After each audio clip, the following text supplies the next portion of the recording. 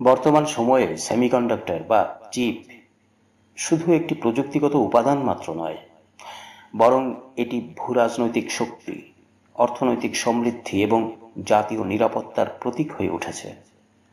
Smartphone থেকে শুরু করে যুদ্ধাস্ত্র, গাড়ি থেকে শুরু করে ডেটা সেন্টার, সবকিছুরই মস্তিষ্ক হলো এই ক্ষুদ্র চিপ।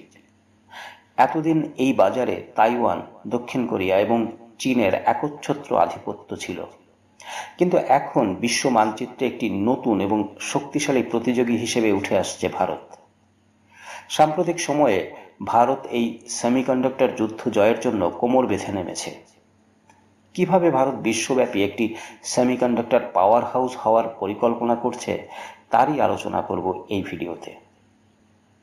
কোভিড-19 মহামারী এবং রাশিয়া ইউক্রেন যুদ্ধ বিশ্বকে চোখে আঙুল দিয়ে দেখিয়ে দিয়েছে যে সাপ্লাই চেইন বা সরবরাহ ব্যবস্থা কতটা ভঙ্গুর হতে পারে। চিপের অভাবে বিশ্বের তাবড় তাবড় গাড়ি এবং ইলেকট্রনিক্স কোম্পানিগুলোর উৎপাদন বন্ধ হয়ে গিয়েছিল।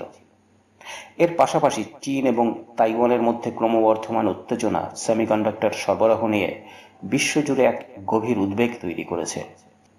এই পরিস্থিতিতে চিপ সভেরেনিটি অর্জন করা ভারতের জন্য শুধুমাত্র একটি অর্থনৈতিক লক্ষ্য নয়, এটি একটি কৌশলগত আবশ্যকতা।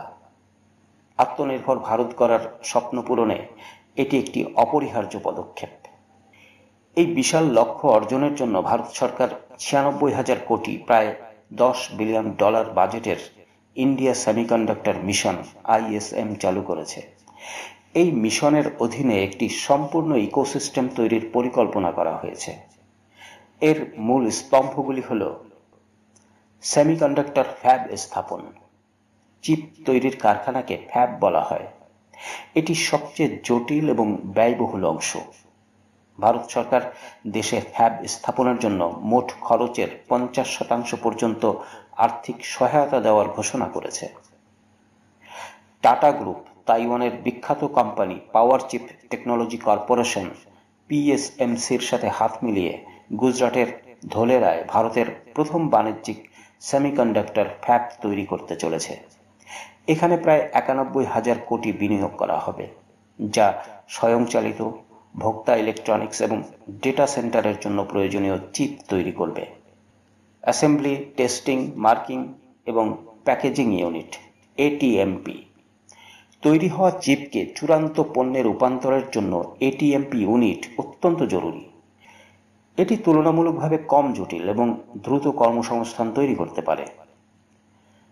আমেরিকার বিখ্যাত সেমিকন্ডাক্টর কোম্পানি মাইক্রন টেকনোলজি গুজরাটের সানন্দে $৩.৫ বিলিয়ন বিনিয়োগ করে একটি অত্যাধুনিক ATMP ইউনিট তৈরি করছে।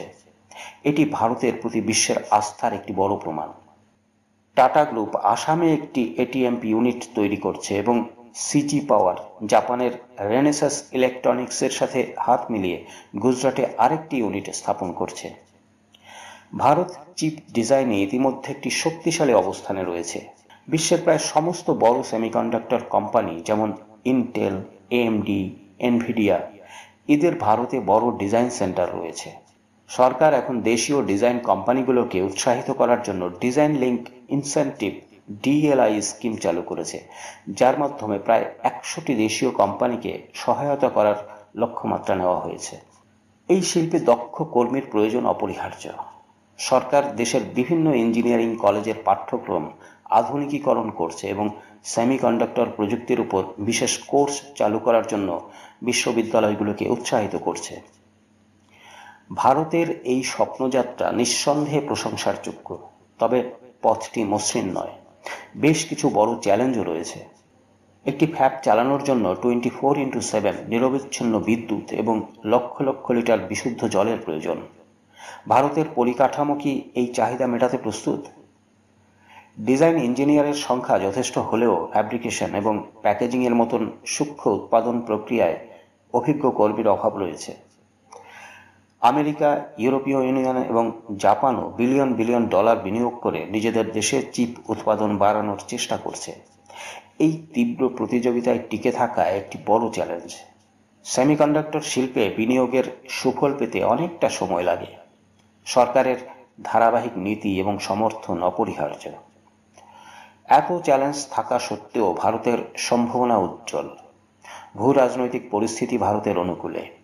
বিশ্বজুড়ে সংস্থাগুলি চীন+1 নীতি গ্রহণ করেছে এবং ভারত একটি নির্ভরযোগ্য বিকল্প হিসেবে উঠে আসছে।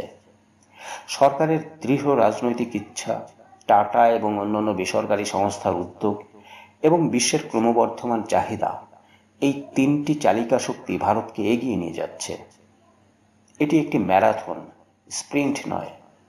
ভারতের সেমিকন্ডাক্টর যাত্রা সবে শুরু হয়েছে, কিন্তু প্রথম পদক্ষেপগুলো এতটাই শক্তিশালী এবং সুচিন্তিত যে আগামী দশকে ভারত যদি বিশ্বের অন্যতম সেমিকন্ডাক্টর পাওয়ার হাউস হিসেবে আত্মপ্রকাশ করে, তবে অবাক হওয়ার কিছু থাকবে না। এই যুদ্ধ শুধু চিপ তৈরির নয়, এটি একবিংশ শতাব্দীর প্রযুক্তিগত এবং অর্থনৈতিক নেতৃত্বে ভারতের স্থান নিশ্চিত করার যুদ্ধ।